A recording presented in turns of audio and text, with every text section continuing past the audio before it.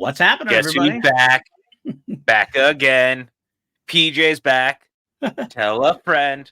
Guess who's back? Guess who's back? Guess who's back? Oh, yeah. Hey, buddy. Degenerated. Because he's a degenerate, I guess. That's what we're doing here, I guess. But hey, man, look. Eminem released a new single in the last month. It's 2000 all over again. Let's go.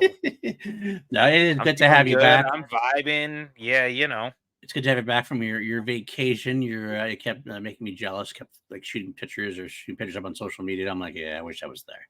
God, I wish you had been there too. It would have been fun, man. We had a good time. I went to Disney for was it 9 days, I think, and we were over in Florida, and it was fantastic. Got to see Bad Boys Ride or Die and Inside Out 2 while I was there. Got to do a bunch of other stuff too. But I had a really nice trip. I came back feeling refreshed and regenerated, as it were.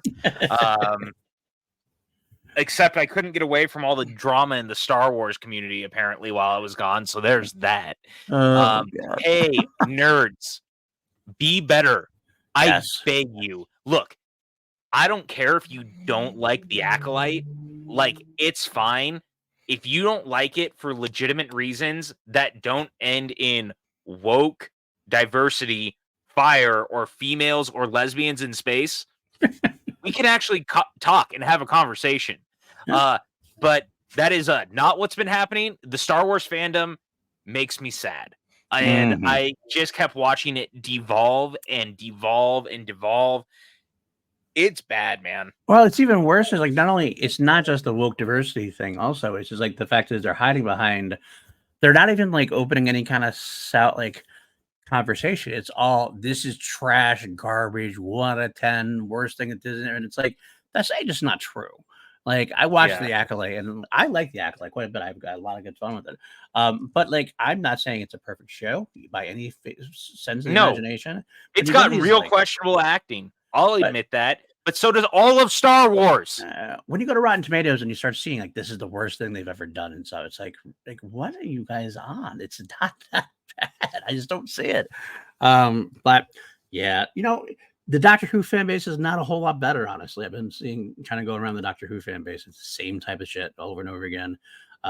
Similar things. So fandoms in general are just making me sad. And so I'm just going to put up my blinders. I watch what I watch, and I'll give my straightforward truth. And most of the time I actually like it. And that's a much better place to be. Don't you think? Instead of having to shoot shit about something I hate, I'll talk about something I like or love even. And this episode today, we're talking about much love for this episode today, even though we still have grifters out there complaining about one thing or another, and not even making sense half the time about it. It's this is RTD all over again, and this is exactly what we wanted this is exactly what you wanted when you said you wanted RTD back. You got it, and you're still not happy. So I think the problem is people. It's one of those things, man. I'm gonna say it right now. Russell T. Davies has never been one to be shy about his politics or his feelings or anything else. And this season is really no different than any of what he did in the earlier seasons. Now, again, we've even said this here because we can be rational. Some of the stuff during the 60th was not the most well handled. It just wasn't written that well, and it came off really cloying in some of the regard of how he was trying to push some of the stuff, but it was coming from a good place. Absolutely. So I'm really not going to be upset about it. Right. But I can also look at it and say objectively, I don't think it was that well handled. Some of it was, and that's okay. Yeah. It happens. But don't be goddamn morons about all this stuff, because Doctor Who is awesome and Star Wars is awesome. And being a nerd and enjoying things is awesome. Yes. If you don't like a thing, the door is that way. Right.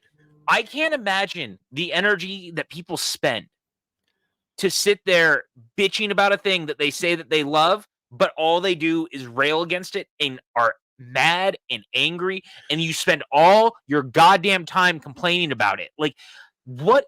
Go get a life. Please touch all the grass. I don't even care if it's synthetic at this point. Like, please just go outside and play in the grass. Please, Yeah. I'm begging you. Yeah, I mean, like, and that's just like not even that's for our sake, and that's also for their sakes. Like, honestly speaking, because I can't fathom having that much like hatred and how much like if I don't like if I don't like something, I just don't watch it and I kind of move on. I don't like try to claim like hang on to it or come railing against it. It's like, okay, this isn't for me anymore. That's fine. I'll move on and find something that is for me so I can enjoy life. But no, we can't do that anymore. We must get clicks. We must get Well, rage bait headlines, and we must. and not just that. The other thing is they're really doing it in a regard of, if you like a thing, we are going to complain at you for liking the thing. Yes. And that's not helping anyone either.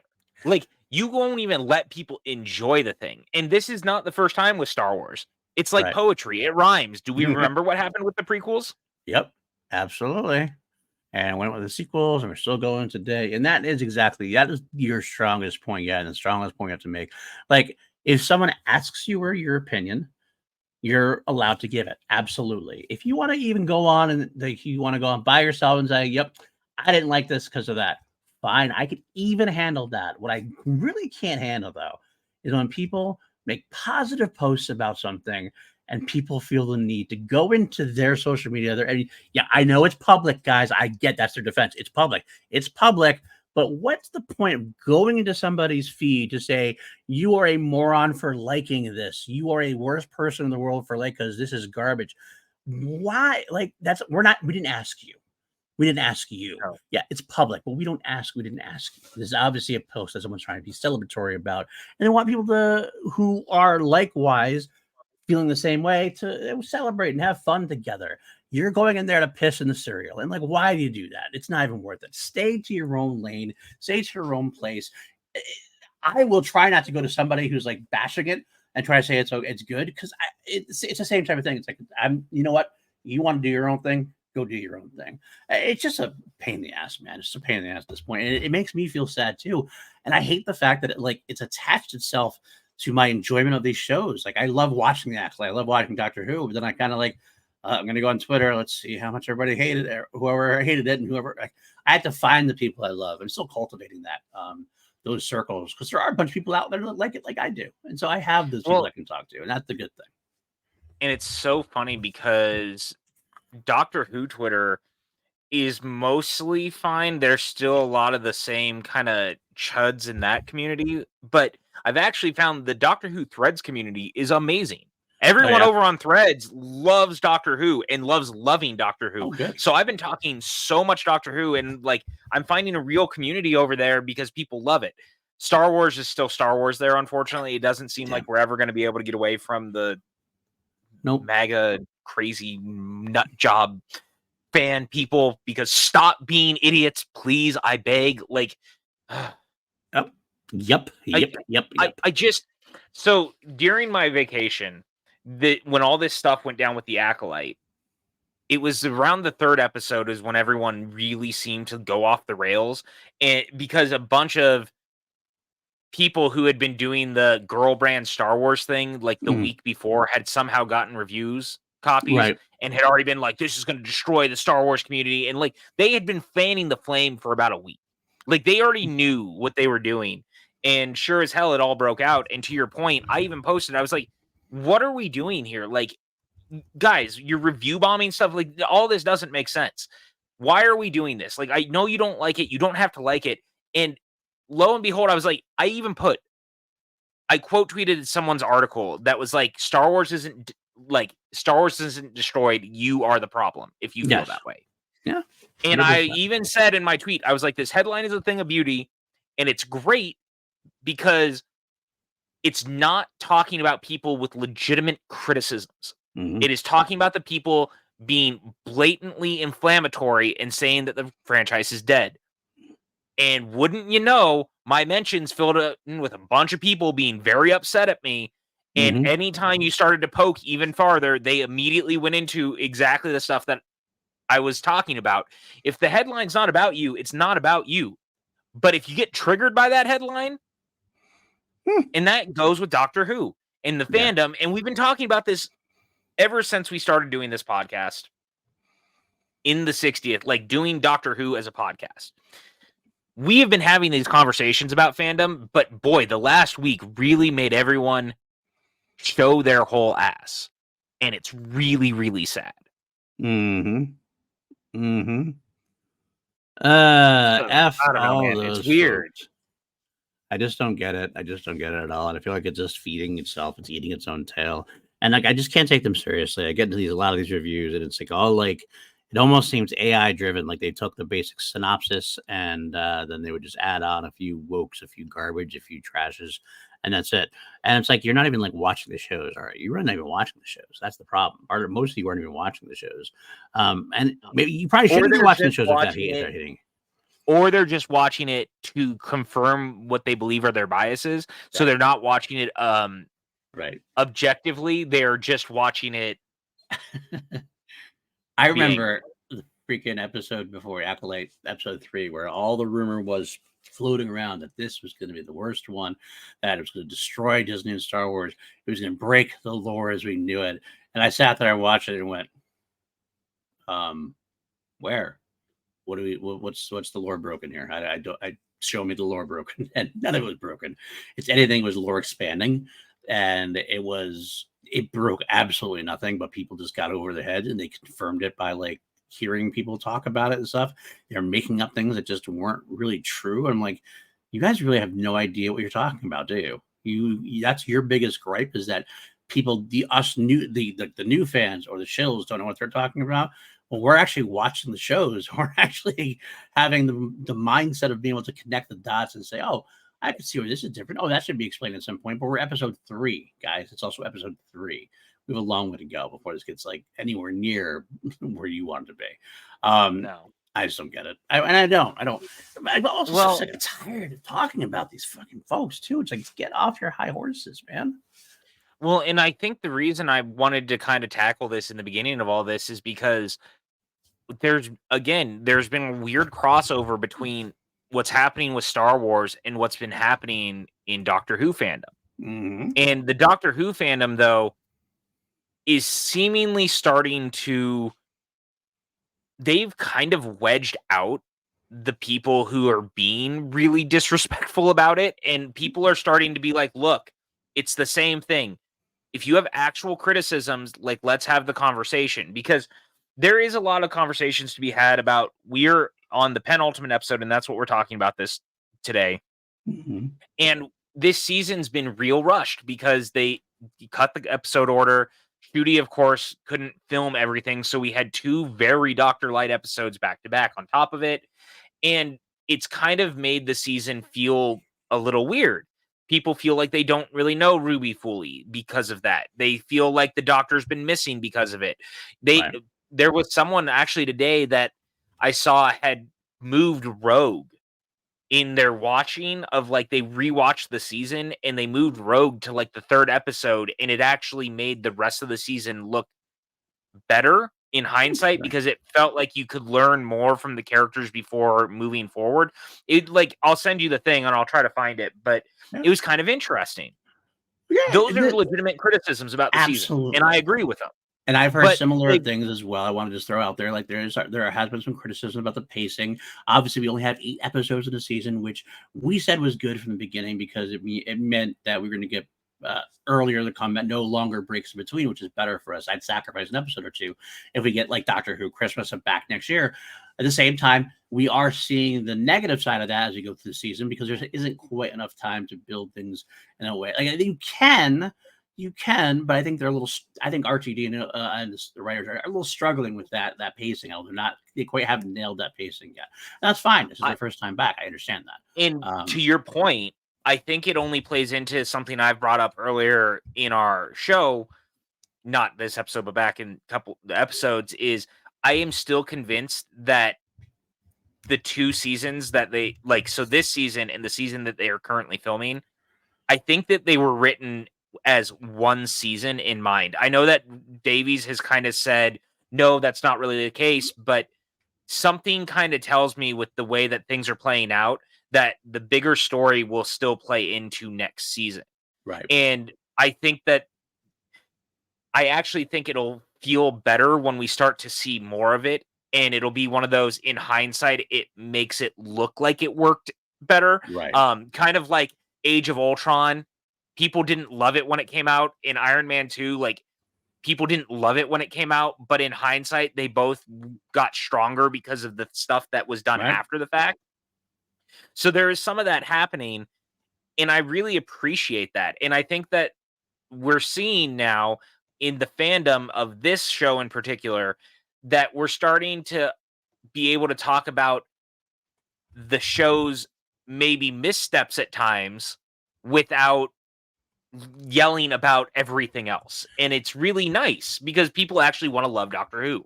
Right. And I guess that's my problem too, the fact that I've always had the worst part of the whole thing for me, and this is both Star Wars and Doctor Who, for example, is that we don't have this middle ground anymore. Everything's either the worst thing ever or the best thing ever.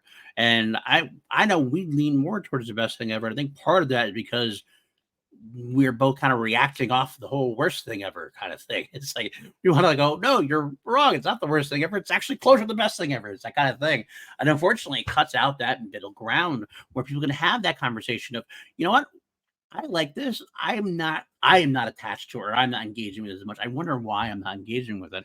Oh, maybe the pacing thing's a little off. Okay, I get that. Maybe I can do like, and it's just a much more nuanced conversation. We're lacking in the nuance.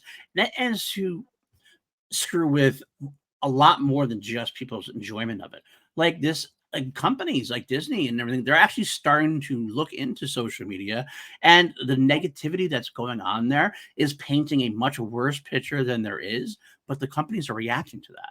And they're gonna when companies react to that kind of stuff, that means overreaction to things. That also means cancellations. It also means whatever. I mean, someone actually had asked someone was asking RTD about lower ratings this year because there have been supposedly lower ratings. Of course, I look at it and go, well, ratings are a lot different than, like, they compare it to like when Doctor Who was in 2005, 2000. People watch TV a whole lot differently nowadays, obviously. And he actually had to come out and say that, like, the ratings could be higher, but also that the 30-day viewership, they've been creeping higher and higher. Like, it started off lower, like in the 2 or 3 million range.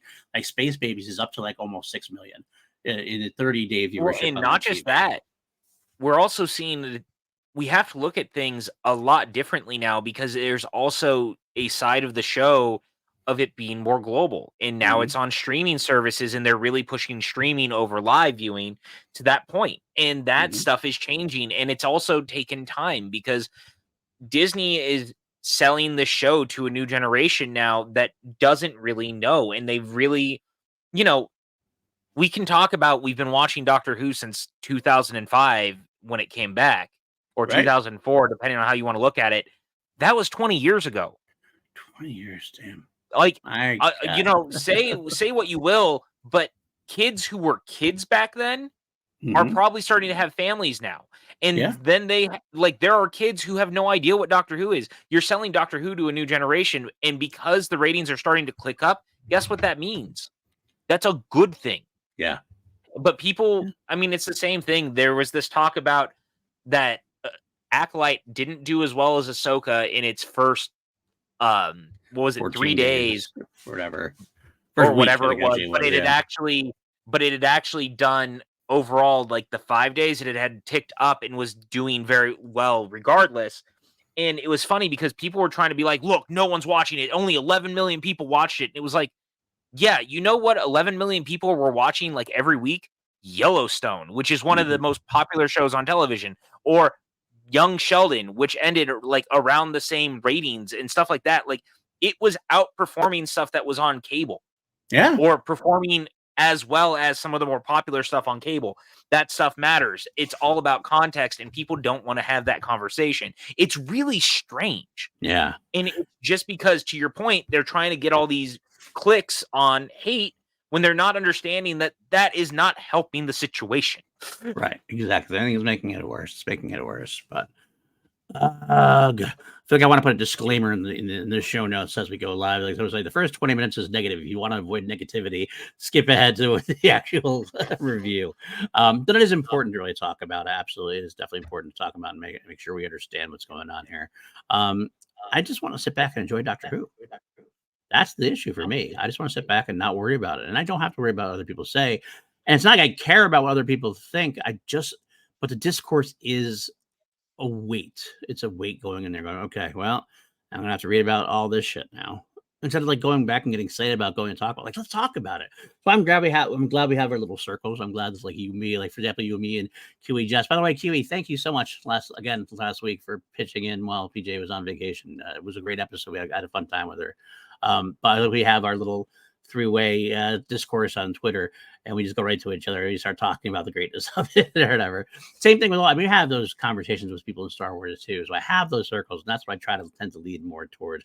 I just wish people would let things live, let things breathe, and just yeah, you know what I mean. Yeah, and it's one of those things, man. I say this a lot, and we'll move into talking about the show off of this.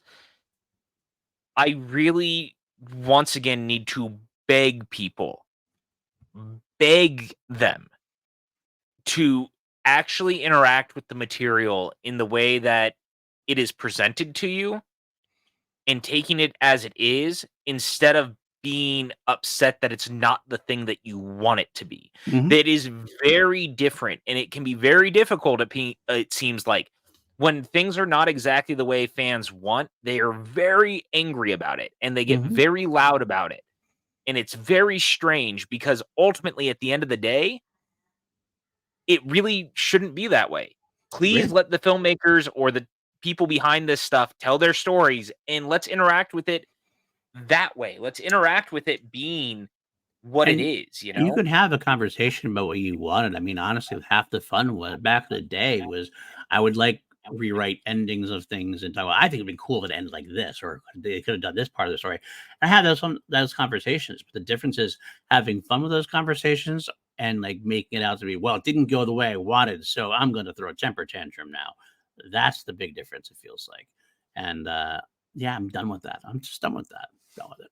So I am too. And that's why I like doing, we've talked about it before. People come and say that you and I are super positive all the time. We have all these people who have said that it's more fun if we disagree or we're mean to a thing. And that's totally fine if you feel that way. But the truth of the matter is I don't necessarily like being that person, because when we started doing our podcast, it was about promoting positivity in the space. It was about promoting things and talking about them in a way that allowed us to enjoy it together, to enjoy it as a whole. And I really believe in that. I see people like Ken Knapsack and Alden Diaz doing that same thing. They really are big on that. Joseph Scrimshaw, Star Wars Explained with, Alex and Molly. They're really big on promoting inclusivity and making people want to love the thing that they love. And I really appreciate that. Yeah, we need more of that in the space, because it's so easy to get drowned out in YouTube people who are being loud and hating things and being inflammatory because it brings them money to pay their rent. Right. There's other ways to do this. My cat running around back in there. My cat I is saw. danger. It's cute. A danger this morning. She's been like nonstop. I don't like, there was a bug flying out the window. She like threw herself up to the top of the window. Like I'm like almost taking my computers. I'm like, you have to leave for a little while. I love you, little girl, but you got to leave. No, I agree. I agree 100%. I tried to too. I mean, our Too Many Different Ways to Use on Film, which is actually our podcast, which we put on hiatus to do Doctor Who, will return after the season's over. We try to do positivity about all those films we do. We do a whole franchise. We're obviously not going to love every film in there, and we're truthful about it, but we try to still, even when we don't like something, we try to offer good, positive reasons, and we try not to bash. We understand that every movie is somebody's favorite for whatever reason. They might like some movies. Like they might like The Nun 2. They might love The Nun 2. We didn't love The Nun 2. They might love Halloween Resurrection. And it was like, that's not for us, but we try to maintain that positivity as best we can. And look, man, I'm just going to be honest about it if we don't like a thing. I mean, all you have to do is, to your point, go listen to our Nun podcast, or our Nun 2 podcast, rather. Or how about Annabelle? Oof. Oh yeah. No, it was the original Annabelle's the one we don't like. I don't remember which one. I can't remember the old Oh time. yeah. It's the original Oh one, right? yeah. The original is the one that we really took to task while we were going about it. It actually came up recently at the bar. One of my buddies was listening to our podcast back, and so he had started and he had gotten to Annabelle, and he was like, "I've never seen you or heard you so angry as you were talking about that movie, and like the two of you eviscerated it." And it was like, every once in a while, like a movie just kind of deserves it. Yeah. Yeah, absolutely. We get it. We get it. So, you know what? Let's get into some positivity. Let's actually start going to this episode because this was a great We're going to episode. talk about the legend of Ruby Sunday. This was a great episode. And it did everything to me, did everything the right way. I loved we're going to break into the nitty gritty of it, but I love the pacing of it. Honestly, we did the whole Star Wars and we're going to get right into it right from the beginning. We had a lot of action beats as we went through down, as we get like things that are moving the story forward. We took some time to have some character beats that were so necessary. Some of my favorite bits of the show, as they usually are. And building up the whole episode, a tension that was there from the beginning, and it just kept cranking up and up and up and up until a climactic reveal, a climactic ending. And while I will admit right off the top, I talked to PJ about this right away. If you're not averse in classic Who, the reveal might have been a little bit more anticlimactic to you, perhaps. Sutak. But if you are a classic Who fan like we are as well, it definitely hit home. And even if you don't know Sutak, It still works. It still worked, I think, as an overall. How do I know this? Because I sat next to my beautiful girlfriend who is like, she watches Doctor Who. She watched it when it was Chris Eccleston and David Tennant. She fell off during Matt Smith's era. Since we started dating, she has dealt with me loving Doctor Who. And she now watches, and she's really loved this season actually. And we were watching this at the hotel room and just so enamored, and we were both on the edge of our seat, and I like shot up at the Sutek reveal, and I got to explain it to her after, but she liked the episode so much that she actually asked to keep watching Doctor Who after it was over. And so we started with she wanted to start basically where Clara arrives. And so we're doing the Clara Oswald on because she really hasn't seen any of that. Very nice. But that kind of tells you like it still works, and as a reveal it's just so good because we have to remember, I've saw a lot of people being like, well, it doesn't matter, if you don't know who the character is. Sure, yeah, I get that to an extent, I guess, but it's the reveal, the way it's handled, the way that you see people turning into these basically demon underlings for him that are turning people to dust, all of this stuff. You start to get this idea that no matter what, it's scary and big and it should be terrifying. So the reveal works, and then you see what Sutek looks like, and it's awesome. And it's just a great moment. And on top of that, it really mirrors something that Davies did very similarly at the very end of season 3. Absolutely. This is really similar to the Yana situation of You Are Not Alone, revealing that Yana was actually the Master. Yeah. The Master was not a character at that point in New Who. Right. And it didn't matter if you didn't know who the Master was. You knew it was a big deal because it built to it that way. Absolutely. There's a beauty in doing that it works. You may not be well versed in it, but it's a big enough deal.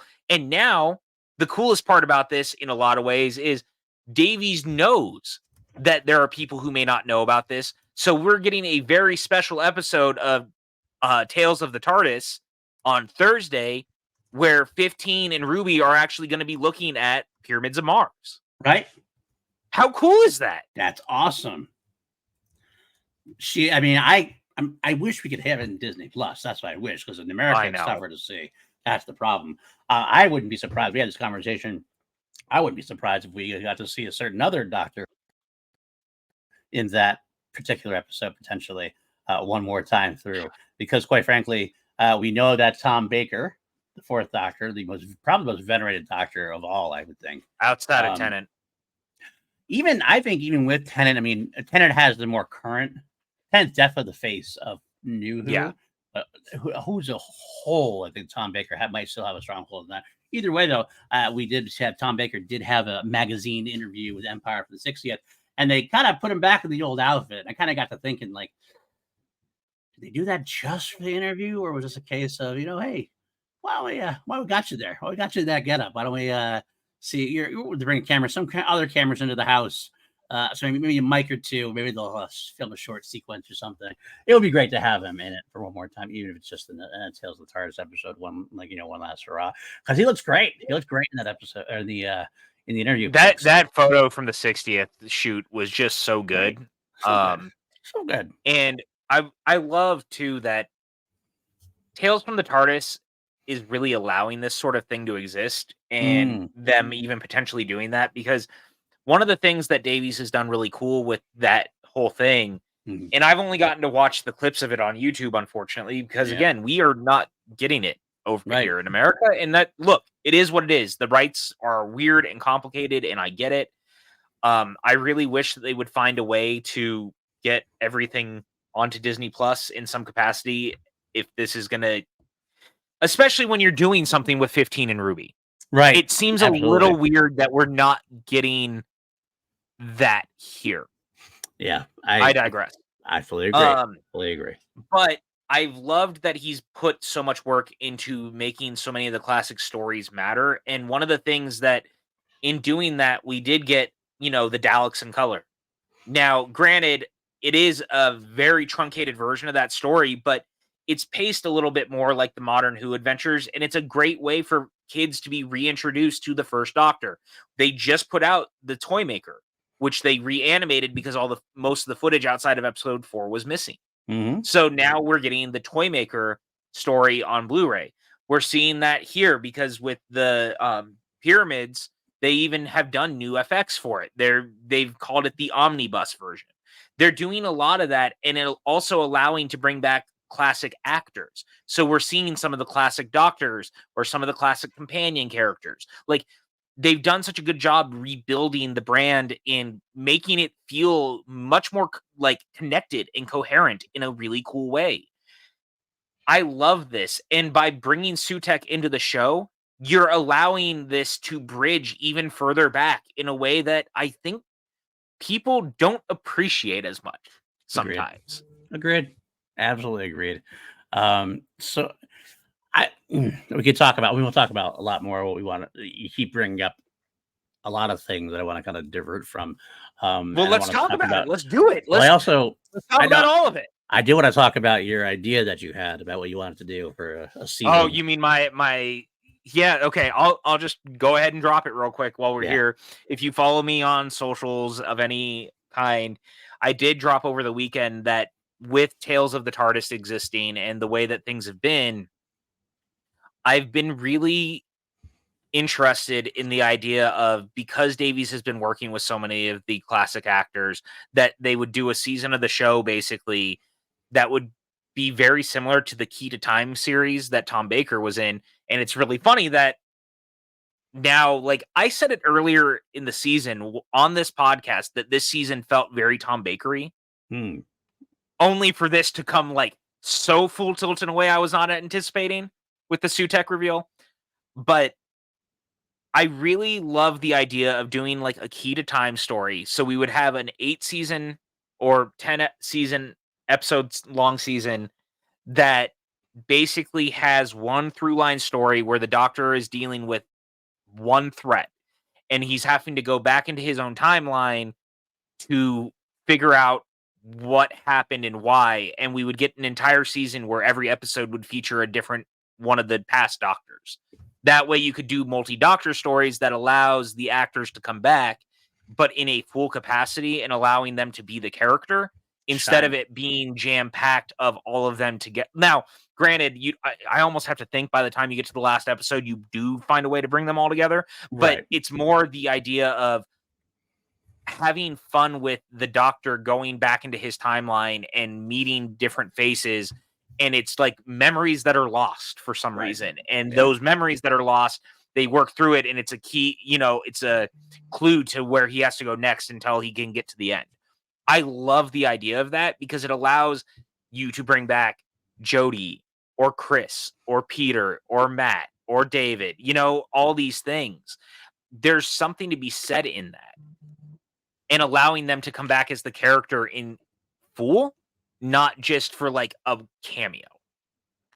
Agreed. And like Power of the Doctor was a great success, but it didn't allow for that kind of thing. We had, Exactly. Paul, Colin, Peter, Sylvester were all trying to jam pack, and their companions for that matter, all trying to jam. And Hartnell. Well, not Hartnell, but Bradley as one, right. Right. And try to jam pack and their companions. Like, this is that way you're talking about it would allow them time to breathe and time to really like kind of have a moment with the current Doctor. I think honestly, I would throw it out to you that maybe we don't do it even necessarily as a current season, dude. It's a special season of something, and like a spin-off kind of way, spin-off special limited edition series, and you could star it with even like Paul McGann or something, him going forward and back kind of thing, something like that. Give him his own series where he gets to touch base with everybody. Although maybe he deserves to have his own show, his own actual season. I genuinely want McGann to just get a season, right, without any like frills of needing to meet anyone else. Right, now, right. I do genuinely really want an episode with McGann and Shooty, though. I mean, I've made it I've never hidden the fact that I am desperate for McGann to get more time on screen because he is just such a great character. Like, he's still my favorite Doctor. Like, right. Outside of Matt, like, I love 11 and I love 8.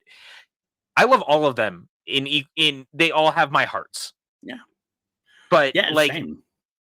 I love McGann, and I really like. He's so giddy about it. So I listen to a lot of the Big Finish stuff, and what's always cool is they have interviews at the end of a lot of the newer sets, right, after each episode. And there was one I was listening to recently because I've been trying to play a little bit of catch up on his last 2 box sets, and one of the episodes was recorded just after he had done everything for Power of the Doctor, and he was so excited and he was so giddy, and he was like, they could call me anytime to put on the costume and I'll do it. Like, he was like, Russell, like, I'm waiting. And then he got real, like, quickly kind of quieted down and was like, but maybe I shouldn't talk about that. Like, there's hope, but maybe I shouldn't talk about it. And he started to like pull back, and it was like, what's happening? Like, yeah, did I hear something? And you could tell he just very much was like, oh shit, maybe I shouldn't have said that. It's okay, Paul. It's okay, Paul. Don't worry, nobody's listening to the Big Finish stuff anyway. So, hey, I'm sorry, I had to throw it out. How dare you? I will admit to the folks who are listening to me, don't kill me. I'm actually a proud proponent of the Big Finish or PJ and everything. I can't do it myself. I'm not a big audio guy myself. I do respect Big Finish for what it does, but I can't pass up on the bit that me and PJ have about it overall. But yeah, no. Okay, so I would love to see that too. I'd love to see some kind of spin-off where we get to see more classic Doctors getting some time on the sun, and people like Paul McGann who deserve more time in the sun. So yeah, I'd love to see something like that for sure. But once again, I'm going to divert us back into the lane of action we're supposed to be talking about here, which is this week's episode. We've been on for 40 minutes. I think we've had about 3 minutes of conversation about this episode and all. Well, to be fair, everything has been about this episode in some capacity or another. True. It's been a little bit around the edges, but so this one, like I said, it starts right off the get. I love the fact that we don't waste any time. Here we go, right in there. The TARDIS zooms in the opening of the Avengers Tower, as I call it, and slides in, and Shooty comes out right away, all excited. And I love the fact he gets to see Rose, hug Rose, and asks him right off the bat, "How's your uncle?" And it turned out that David Tennant's still out there somewhere, which is nice. But it does actually, a funny thing, it's one of those things where I have to wrestle in my head with this whole, there's another Doctor running around at the same time. But it's like the old superhero movie, or even comic book. You get a comic book with Superman or a movie with Superman, and like the world's in danger and the whole world's about to get busted up and Superman's fighting off. And in your head, you're like, this is the world where there's like 500,000 other superheroes. Where are they? Where's the Justice League at this time? Why aren't they helping out? So same time here at the end of the suit tech, you're kind of like in the back of your mind, you're kind of like, I think David Tennant would get involved at this point. I think this is important enough that David Tennant would get involved.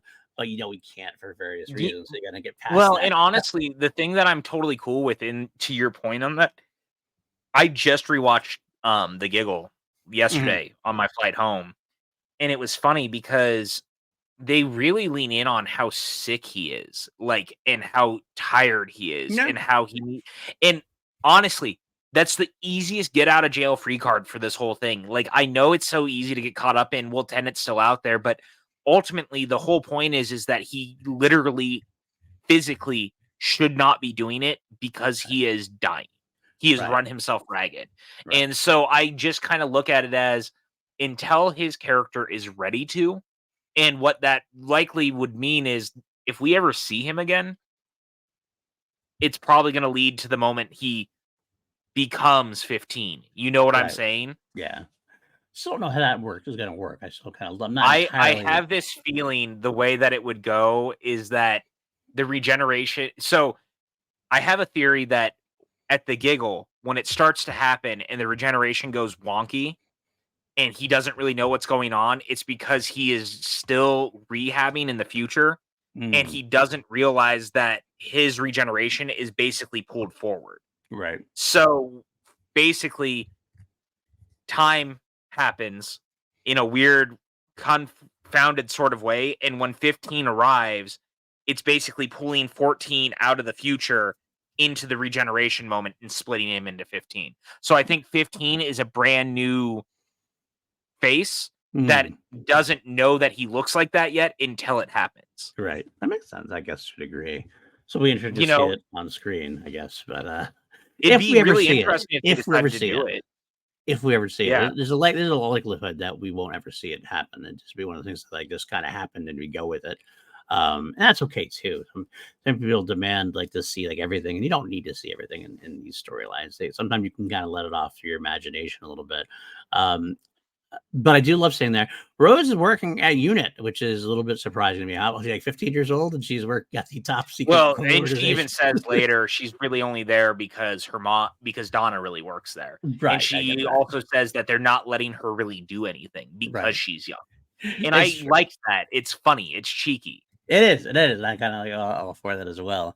But we're right there right from the beginning. There's no preemptive thing, and I'm glad for it because we have two mysteries to solve. There's two things that still we don't know if they're related yet. There's still a good chance that the whole Sutek and Ruby's mom is related potentially, especially given the fact that we found out a little bit of Sutek from Ruby's past.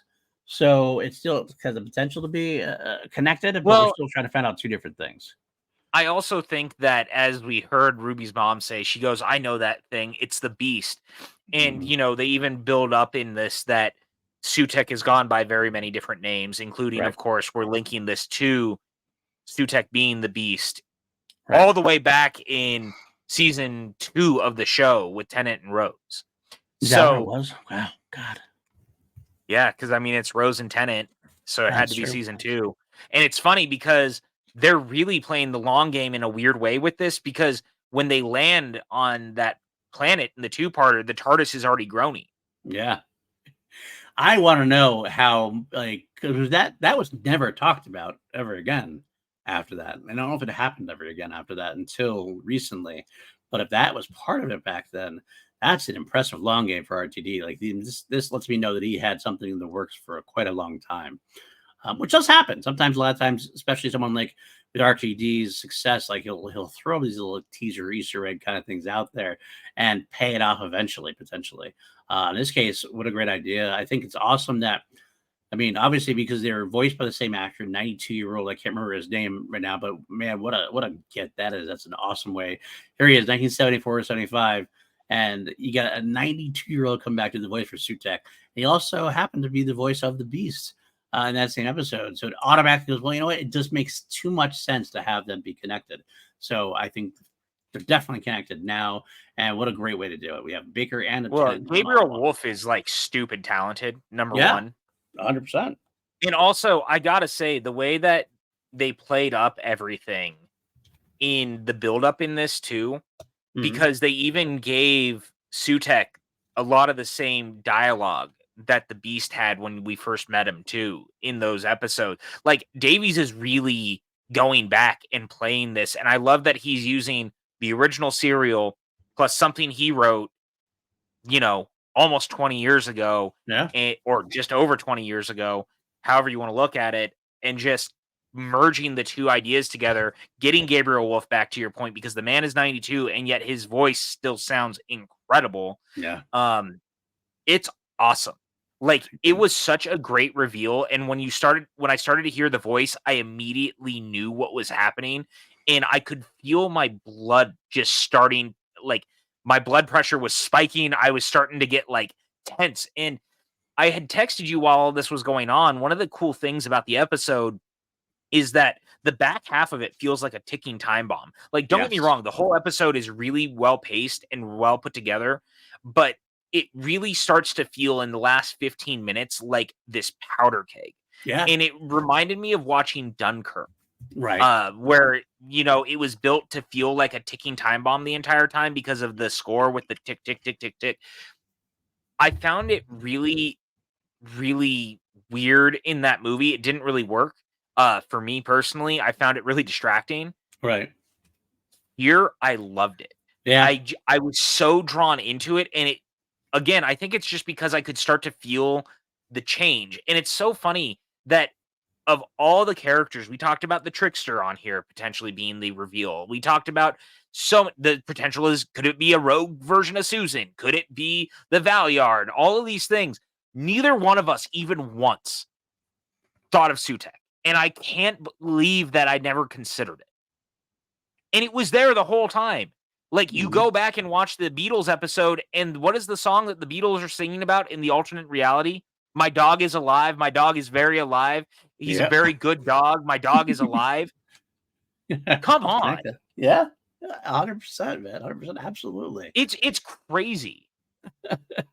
Oh, man. It was so well done. And I love the fact that we have the connecting the beast to Sutek again. We had that cherry-picked moment, pun intended, where Cherry actually recognizes, I recognize that.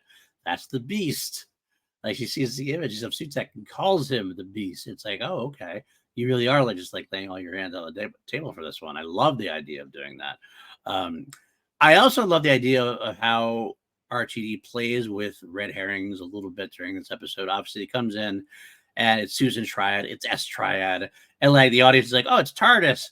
And even the doctor's like, oh, it's TARDIS. And he acts all smart for himself. And you just like, yeah, duh. We all knew that. We all got that. We're not stupid. I loved that. I loved that it was so meta to play with the fans. Right. And knowing that we were looking at all of this in a specific way, knowing that we were all going to look at it and go, well, duh. There's a thing there.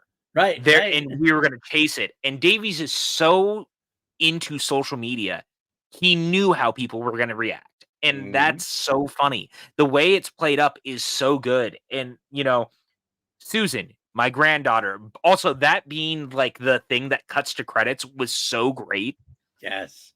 We are going to see Susan again, by the way. We have to at this point. Yeah. They've been playing it. The hand is way too played at this point not to do it.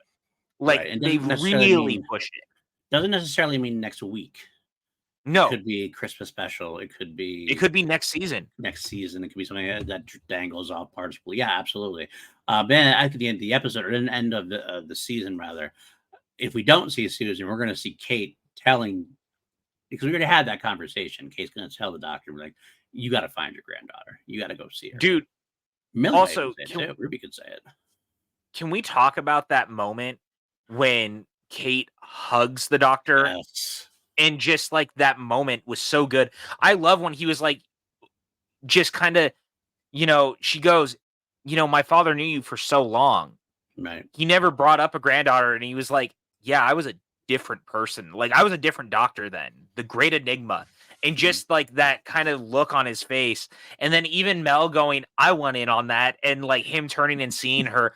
And honestly, this is one of the things that I've loved about this era of Who in general, is they've really done a nice job bringing back older companions and letting the doctor check in with them in a way, or like seeing them and showing that they don't always end tragically.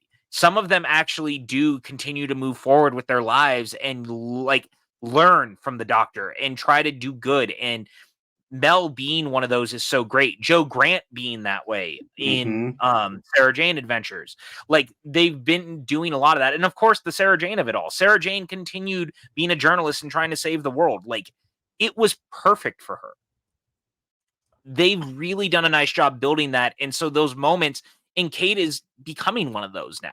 Because Kate being, related to the Brig, of course, but also just the general, like, she's been on the show now a lot. Unit has been around for a long time, but Kate has been in the show a lot now. And this was also the first time that Unit felt like a really cool family. And I think they finally cracked Unit. I think so too. And I think I love Archie had said it off the air somewhere. I love the idea of having a rotating unit squad, but still having faces that kind of are similar here and there. Like Kate's always there at some point. Yeah. I love the idea that Links keep showing up Links. That's cool. Some people don't like the Links. I'm like, I don't know why they don't like the Links. I love the Links. I love it. I think it's great. I loved Morris. I loved Morris from there too. Yeah, absolutely. I loved that, and it'll give him a chance to have like Osgood come back when they want, or what was his name? Was it Morris? Not Morris. I just said Morris. Who was the one that was in Planet of the Dead? There's the character, the guy. Yep, I can't remember. I can't remember his name. But I remember the guy who was like very excited about working with the Doctor. Yeah, absolutely. You could even have Martha come back that way. So you can still be working for a unit. Not to be that guy, but every time they've brought her back in like the Torchwood audios, it's been under the guise that she was working with Unit. Yeah, absolutely. I mean, that's how we last that's how we last saw her. So so it makes all the sense in the world to do that. Absolutely. That's a great spike right there. We've had Malcolm back. We might as well have Malcolm. That's it. I had to look it up. I couldn't remember. Same with Ace, obviously, after Power of the Doctor. I mean, you can always do something. It's always something that's possible. So, well, and again, I do think that there's some truth to the Davies has been overseeing a lot of the Big Finish Torchwood stuff. Yeah. And it's funny because who's been in on that? Again, I brought up Martha, but you know who else has been on it? Joe Grant. You know who else was in it? Ace. And Ace was just back on it again recently. Like, it's really not lost on me that he's seeming like Davies is playing a really coy long game. Yeah. And I'm really here for it. Yeah, absolutely. And you should be. You absolutely should be. But to your point. Oh, go ahead, my friend. To your point, I've been talking a lot about Kate. One thing I love about Kate this episode is that because she's been here so long, we actually have a legitimate relationship between her and the Doctor, like a companion. Like, it's not like one of those kind of come and go things where you have moments. We actually had some real moments of true friendship that would supersede any kind of melodrama that would exist for melodrama's sake. For example, we had that shared moment when you talked about already, the mentioning her father and Kate trying to encourage him to go visit Susan and everything else. We also had the moment in the time window where the Doctor's actions caused the death of one of her soldiers. And the look she gave him was one of like almost vile hatred. Like, it was a brief moment, but real true anger. Like, I said not to move and you told him to move. And now he's dead. And now I have to deal with the consequences. And yet, despite that, at the very end there, when the Doctor says, Ruby, head to the time window. And she's like, what? And Kate jumps in. You don't ask questions. You just move. Like, because she's still willing to trust him. It's an idea of like back and forth. We have friendships that get tested over things. They're going to have their moments where they butt heads. But at the end of the day, she still has that trust in him because that's the Doctor. She's Kate, and that's the relationship. Because it's been earned. We've built that trust over the amount of episodes she's been and the amount of doctors that she has interacted with and everything else. I loved that so much. And it makes her feel like such a, I don't want to say this, it sounds weird, but like a lived-in part of the universe now. No, yeah, 100%. And honestly, it's so funny you say that because that moment is one of the best in the episode, on top of the other, which was her and the Doctor just talking and having a conversation about everything. And if you looked at her, if you saw her, would you know it's her? That whole thing. Kate really gave a shit because she really cares about the Doctor. And it even goes back to, he even says part of why I never went back was because look at the destruction I bring everywhere I go. And her exact words are, "I think you bring happiness." And that was great. Like, it was so good. It was so earned. It felt right. You know what I mean? And so you're right. It feels lived in. It feels real. It feels cooked into this universe. And Unit kept popping up in the early era of Russell T Davies, and it was really big in season 4, particularly, that we started to see them more. But this version that really started to really find pronouncement in the Moffat era. This is another one of those Russell coming back and going, hold my beer. I love what you set up and I can run with that. And I really like that he's doing that, because this also probably plays into all those rumors that there was going to be a Unit TV show. Because it shows that he was trying to do a thing. And I love that. And we're back. Speaking of a Unit show. I think a Unit show would be a wonderful idea. I know that it's gone off the boards as far as being, it was rumored for a bit. It kind of feels like that rumor's flitted away, being a little more on the denied side. I think that a Unit show would be a perfect thing for this universe, because you could have anybody on that show you want. You could have a companion, you could have a former doctor, you could have any villain, anybody from Torchwood. You could do anything you wanted to do, and it would work at having a Unit as like the central base. You have Kate as the main character, you have Rose appear, a lot of things you could do. So I really do hope that the denials were kind of more of a, like, we don't want to announce it yet kind of thing, or maybe they changed their mind on not doing it. Because I really honestly think of all the things I've heard pitched, it just seems like the most easily doable and the greatest place for people to kind of drop in and out of.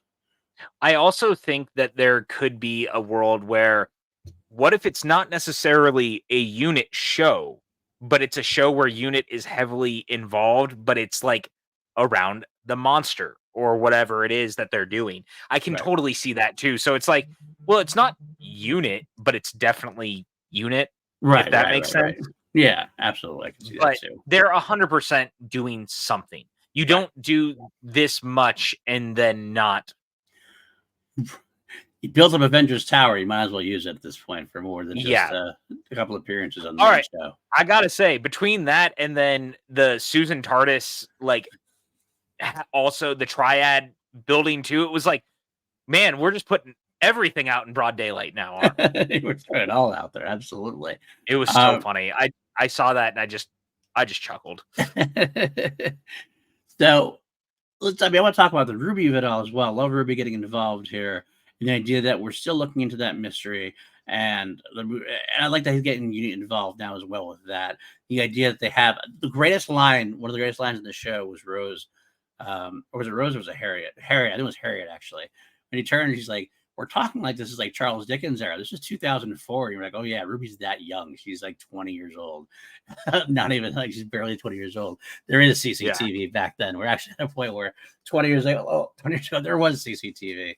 And the fact that like they could hopefully clean up the tape. I like that idea. We did get Cherry back at this point, and we get a great appearance from Mrs. Flood, who is still a mystery, but still very much involved in something. I don't know what she is at this point. She's always hiding. Yes. Did you catch that line? She's all that line. I'm starting to think that she might be Susan. The thing, the only argument I have about that, and I thought that myself. The only argument I think about that, because she did interact with Shooty at the end of Church of Ruby Road, I think it was. So, and if she interacted with him and he didn't recognize her, so unless there's something else going on in there, the hiding version of it, that does put that little bit like thing. But she could be a Time Lord in general. She could be. She's definitely something. She definitely knows. What, you've never seen a TARDIS before? Right. Like, she definitely knows. And they make her look real evil, but something tells me that she's not. I agree. I think that's another red herring, because it's funny. RTD threw that out there too. Like, they had a picture before this week's episode that he posted a picture of her with Cherry, and she's saying, "What are you doing in there? Leave her alone," or something like that. But I think that's a total red herring as well, because they have the very dark, very scary looking thing. But I agree with you. That she's hiding away right after, like 5 minutes after Shooty says, "Well, we regenerate and we can change our face to help if we're dying or if we want to hide away." Then not like 5 minutes later, she's like, "I'm always hiding away." it's almost like almost too out there, too on the nose for it not to have some kind of connection. And I think that's one of the dangling participles we're going to have for next season. I don't think that's going to get clarified next week. That's my guess. Because we do know that she appears next season. There's been mentions. And again, this is just plays into my theory that these 2 seasons are more being written as like one overarching story. Yeah. I am convinced, because I know people keep saying that we're hitting stuff too fast. It feels like it's going too quickly, but the story, if it's another season of 8 episodes, I don't know if we know for sure right now. I assume it is. If I've heard the rumor really quickly. I've heard a rumor that it could actually be born next season, because part of the reason they had issues was shooting schedule with sex education, and things like that. And if this schedule opened up at all, we could actually, I've heard we could actually get a more fuller, like 10 episode season kind of thing, which I would love. Totally buy that. I do too. I'd love it. And so to that point, I can see that they worked at it, and Davies went, look, I can tell a good portion of the story and make it feel complete, but this arc will continue into the next season, because then he's running on a more normal, like 13 episodes, but he's going to get more. So then he can have more fun to do more one-off stuff or whatever. And again, a lot of the one-off stuff was this season because of shooting schedule. So there's a lot to play with in that. Also, this is just more reason to do some of the spin-off stuff that we know that they're planning and things like that, because it'll keep the audience engaged in the year of time after the fact.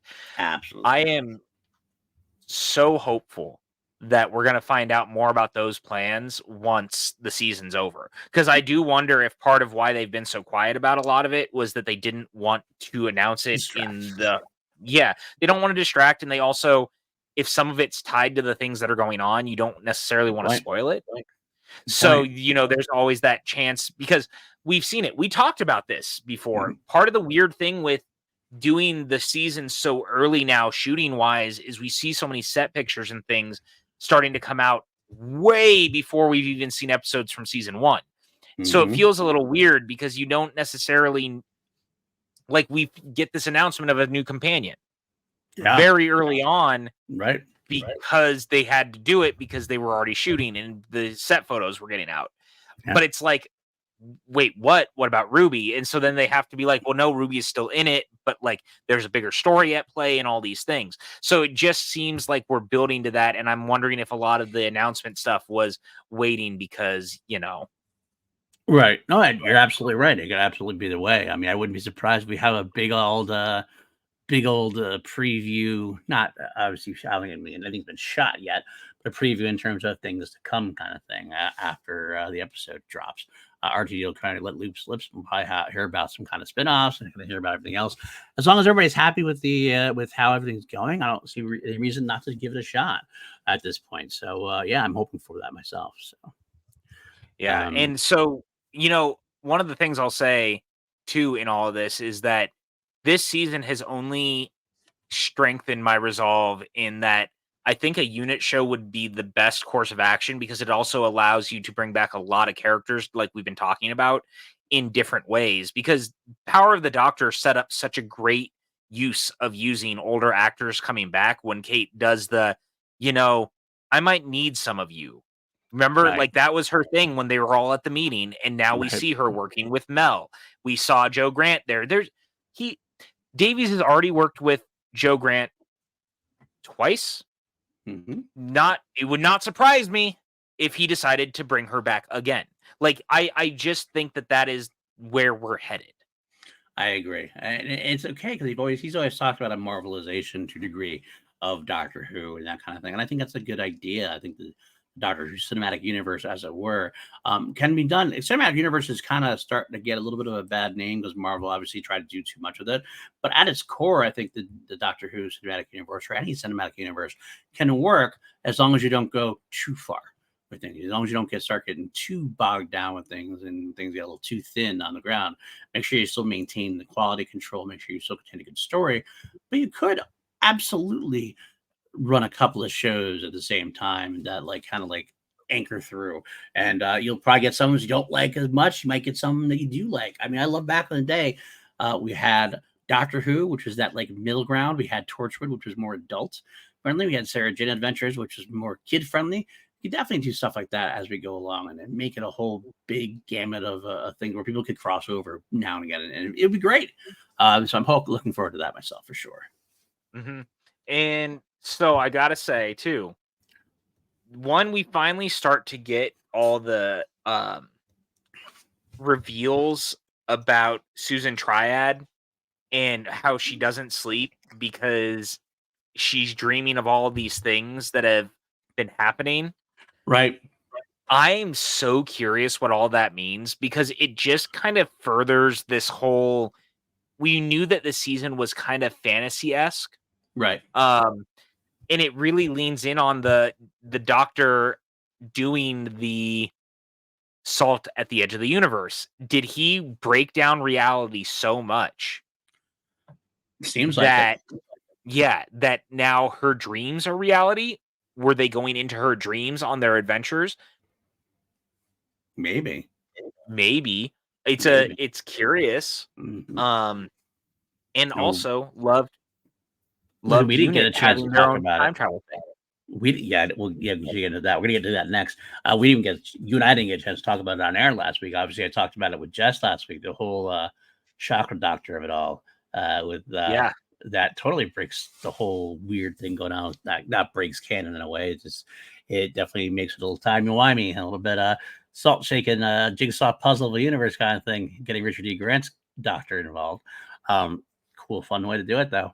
But yeah, I will say, and I because we didn't get to talk about this, the only bummer in that for me, I really wish they'd also been able to have David Warner.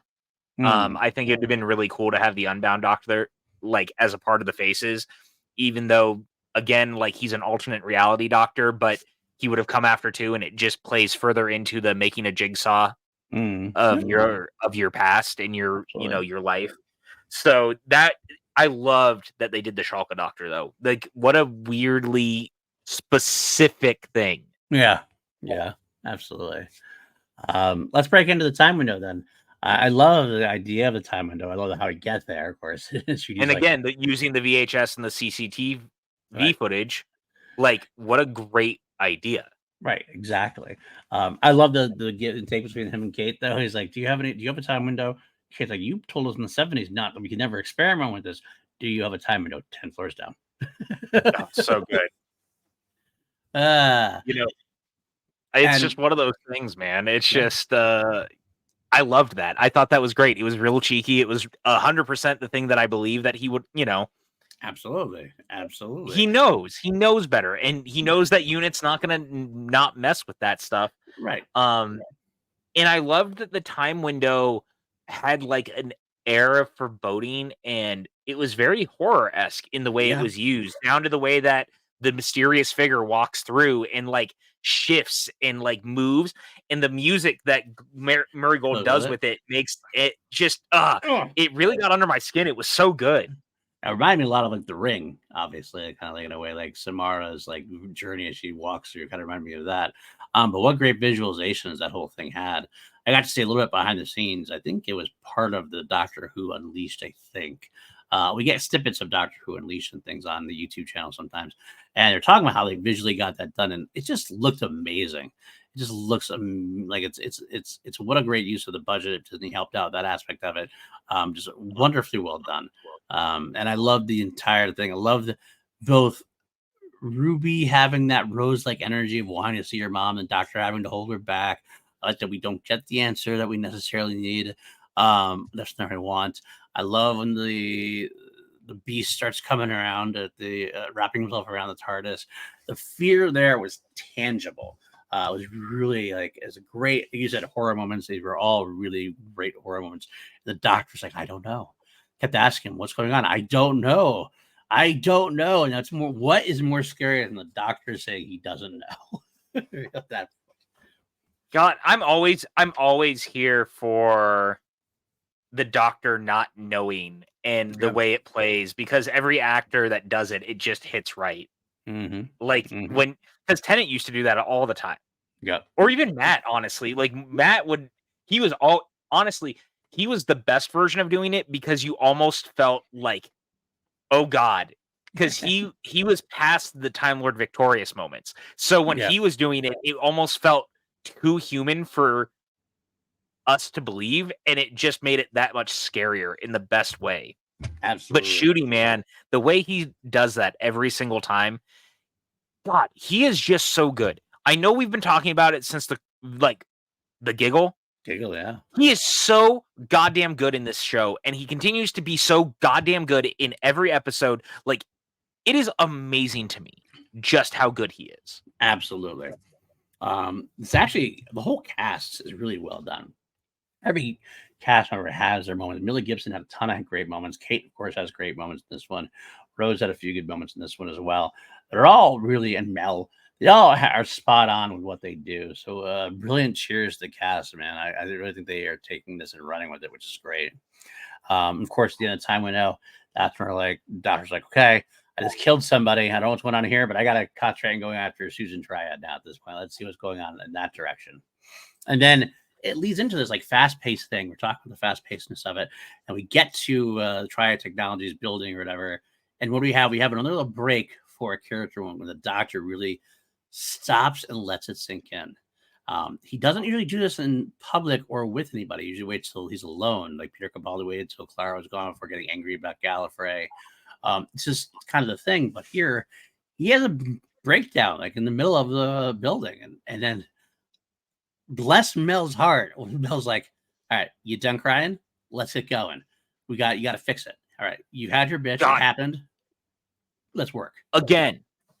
So good revisiting so many of these characters who have been with the Doctor, seen the Doctor at his worst, and push him to be better. Yes. Again, this is why bringing back those characters matters. Bringing out this world and fleshing it out more. It works because it's awesome. You get these moments. Yes. They have the weight behind them in order for them to make it feel like a genuine thing. A newcomer saying that to the Doctor doesn't really do much, but having Mel say it, that means something to everybody else because she's been around. She's been there before. She knows what the Doctor has to do, and she knows what she has to do. And what she has to do is tell the Doctor to stop grizzling and fix it.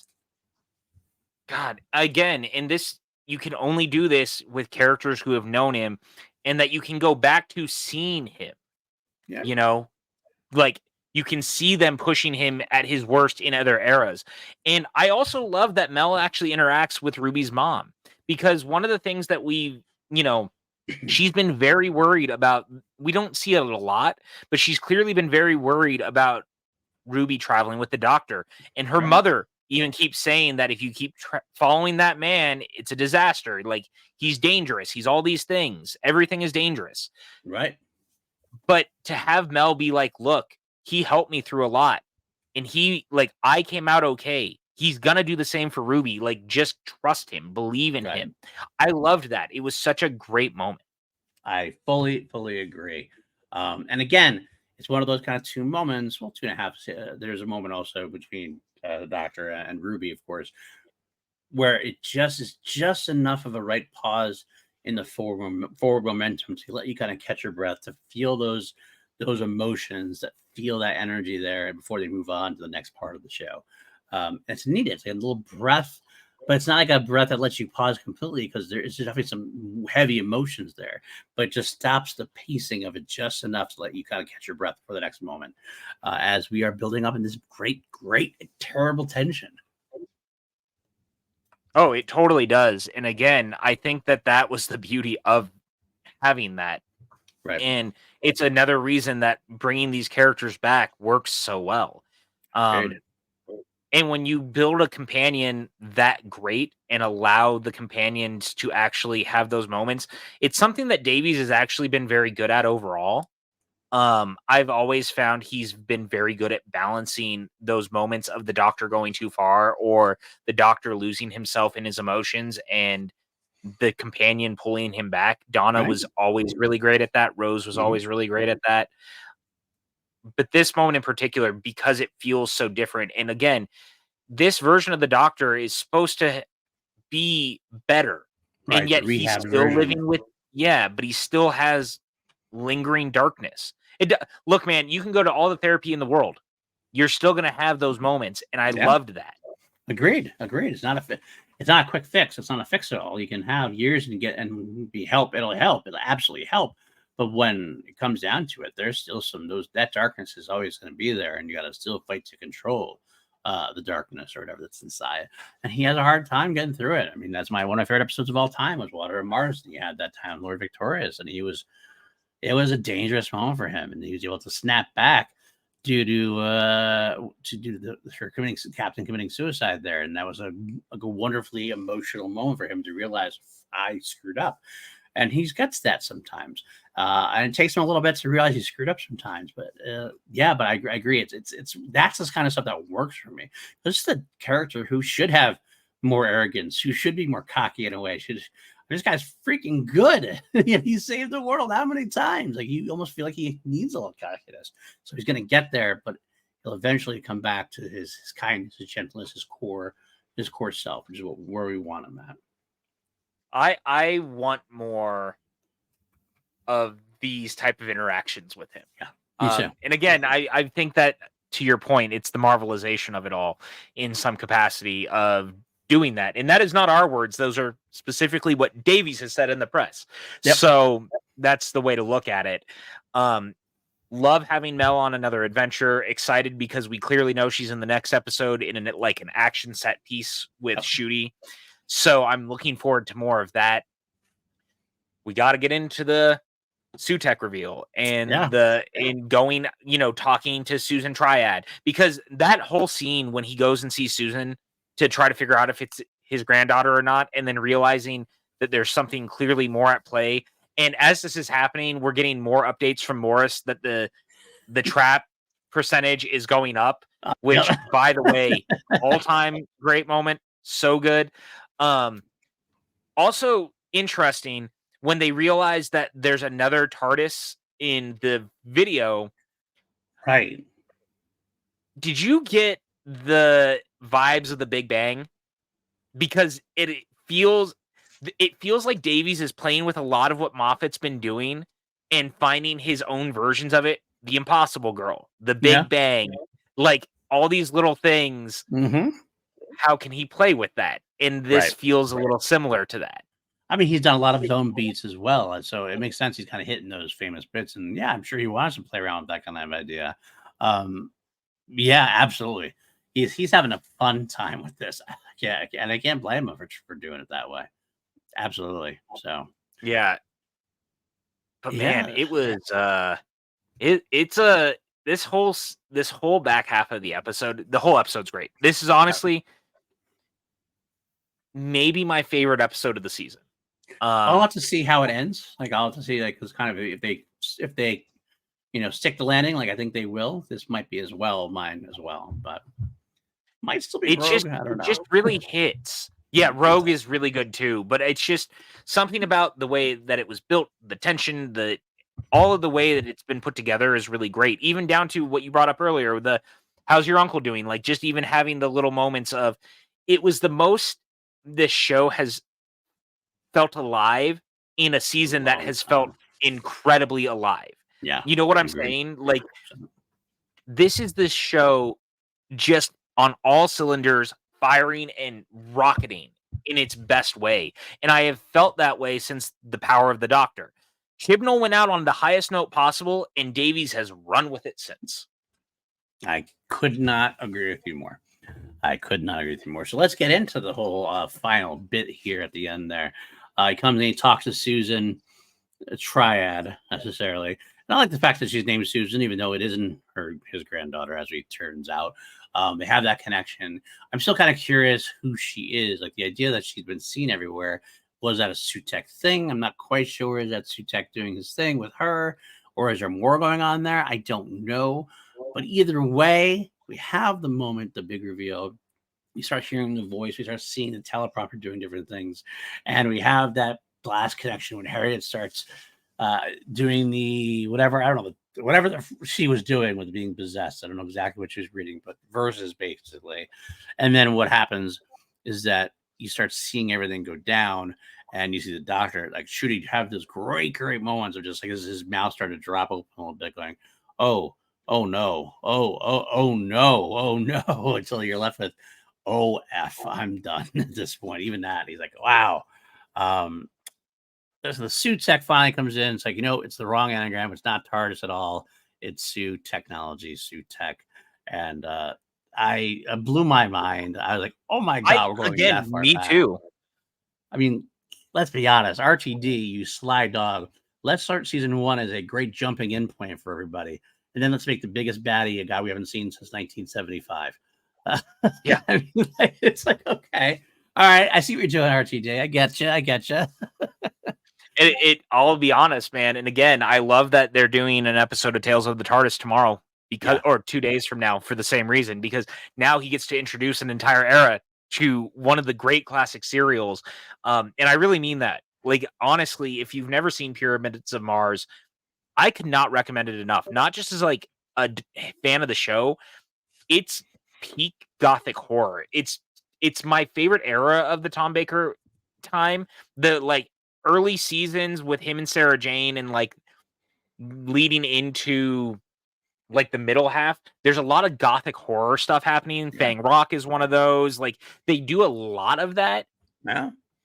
This episode rules, and I'm so glad people are about to discover the story. But goddamn, Davy's just taking no prisoners, being like, good luck.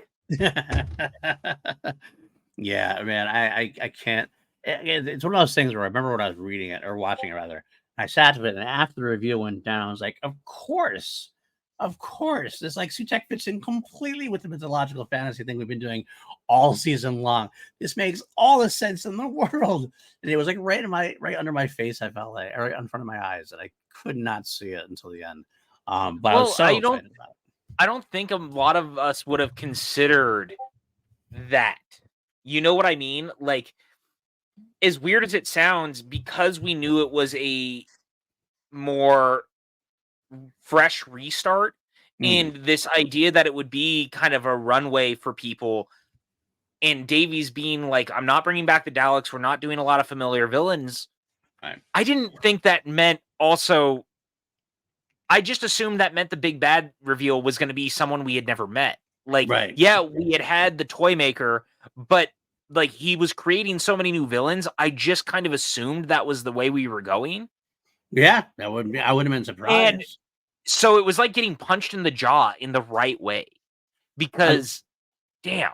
I also love the fact that, I don't know if you noticed or not, but Murray Gold actually used a little bit of the Master's return. Oh, I noticed. Yeah, I was like, which is, I don't know, that makes me start wondering about that, though. The Master's not supposed to come back for a bit, and I get all that and everything else. The fact is, like, do you use that music purposely without having something to do with the Master coming at some point? I don't know. Seems like an interesting choice. It feels very deliberate, and we know that the Master's tooth was picked up. Yeah. Or the tooth holding the Master, apparently, however you want to look at it. I don't think that that's this season. I know Davies keeps being like, no, the Master's not coming back, but I don't expect the Master to come back this season at all. But the fact that they're using that music makes me think that they're playing the long game with that at this point. So I think there's plans in place for it at some point. I just think that we are leading to, I think next season is going to be a Pantheon of the Gods sort of thing. Okay. I wouldn't be surprised, because they've named the Mara, they named a couple of the other gods that the Doctor has also fought. I could totally see, if he doesn't beat Sutek at the end of the next episode, or like he gets away or whatever, they could totally be building to like the Doctor versus all the gods who like he accidentally let into the universe, basically. Right. Would be surprised at all. Yeah. And that would kind of let the Doctor, build to having to have a team of people around him to help him battle. I can't imagine all the people he could use for that. Me either. I can't imagine it. So what about, we've talked about the TARDIS rematerializing, but back off Sutek now, just was a great reveal, but not much else to say about them, except for that it was exciting and terrifying. We have the TARDIS, the second TARDIS in that picture or in the CCTV footage all of a sudden. Does that mean something? Does that mean the Doctor is going back there again and breaking the That's rules kind of the way again? I was looking at it. Right? It's got to be just in there. It's not just in there for another reason. It is specifically another TARDIS or a TARDIS later on. So it was a different one that was there before. Interesting idea. I'm very curious how that's going to come together. Me too. Because there's something there. Yes, 100%. Speaking of that as well, Ruby's mom, or as actually Jess mentioned, I never even thought about it. Whoever drops Ruby off, because technically speaking, that might not be Ruby's mom. I mean, I've got my feelings. Go ahead, shoot it out there. I mean, again, this could be a long shot, but there is every chance that second TARDIS, the person dropping Ruby off, could be Ruby. Yeah. I wonder if this is going to be a time loop thing where they figure out that it's all been a big play and that the Doctor and Ruby have to play into it to keep it going. Yeah. It would be very Moffat-y. Very Moffat-y. Very Moffat indeed. But I could see it. Yeah, 100%. Another interesting aspect of me, I don't think it is this person. So, but I can't help but in this idea of the monster, of the gods and the pantheon, everything else, and we had name dropped this person before. From the back, it is interestingly like looks a little like the Trickster. Yeah. So not wrong. I don't know if that's going to have something to do with it at all. I don't know. I'm almost leaning on 50-50 that's actually not going to be her mother. We're going to get the reveal that's not her mother, her mother somewhere else. I don't know though. I can't tell. I will say, I don't think we get that reveal tomorrow. I don't think so either. I don't think we get the reveal until next season.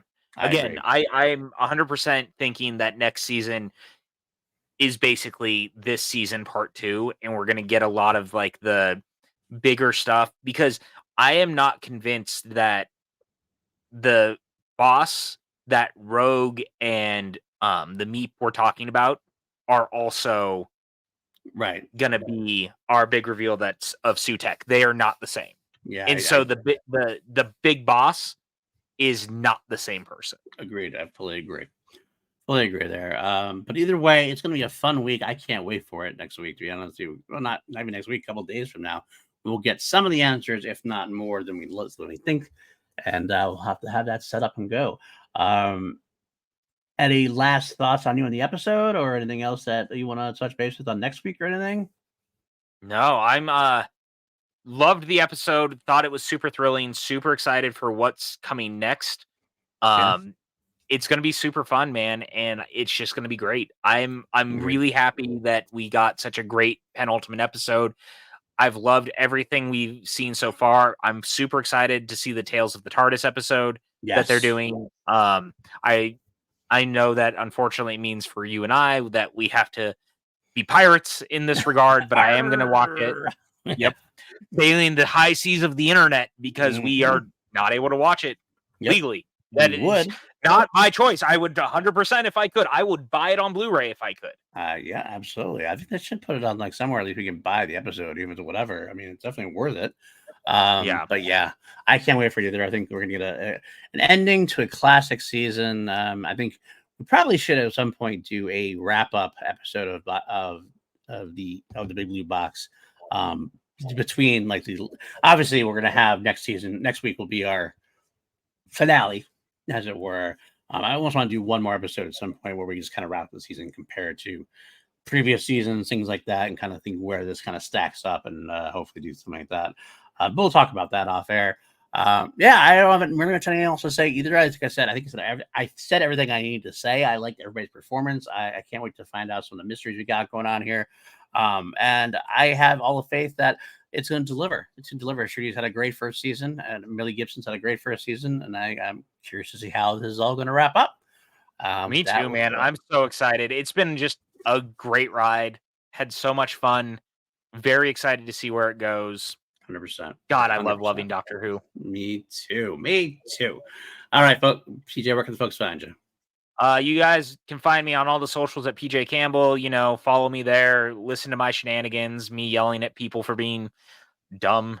I just saw that House of the Dragon apparently premiered to only just over 7 million people. So it premiered under the Acolyte. I'm really looking forward to the think pieces about, House of the Dragon being a huge failure, just like the Acolyte. I'm sure. Really looking forward to that. Yep, I'm sure we're gonna get it too. Absolutely. Oh yeah, totally. We're totally gonna hear about it. Awesome. Well, yeah, you find me at News on Twitter. You can find me all over this channel. We do have at least one more episode of Big Blue Box before we revert back to 2 Media for White Dudes on Film for John Wick and for Nightmare on Elm Street. It's gonna be Wicktastic. Wicktastic, and it's gonna be a dream, not a nightmare, to cover Freddy Krueger. And yeah, you find me all, of course, every week with Maggie Gunner on Holy Snokes, discussing said Acolyte. It's going to be up tomorrow, discussing Acolyte episode 4. That's going on later on tonight. Review every other week with Lego. We are into the 2009 reboot era now to talk about that. And my Queen podcast every Friday. So, yeah. And of course, we got one more new podcast coming out that's kind of going to come out early July. I'll have more details for you guys soon. I guess that does it. Like, subscribe, comment, all that stuff. Patreon.com/PLD Projects. Join Austin Goodell, Brennan Buckingham. A lot of good crew there. And if you can't, I get it. Just try to share and get this community up there. We're doing it pretty well, and I'd like to have you guys come along with us. Thanks for checking us out. We will see you next time here. As always, take care, my